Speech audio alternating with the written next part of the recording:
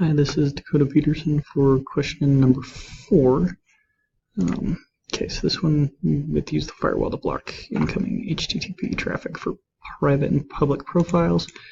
Alright, so to do this, go to Network and Internet Settings, go down to Windows Firewall,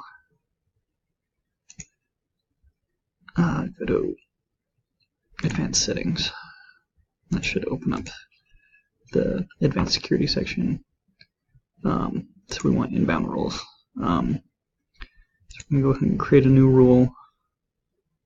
We're going to block the for HTTP, that's TCP, and that's at port 80. So go next, port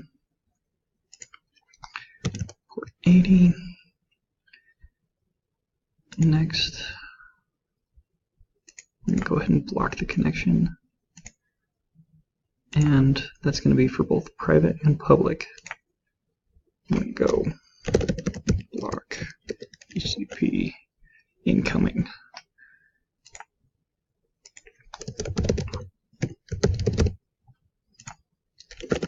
Question 4. Okay, so press finish, and that rule goes into it.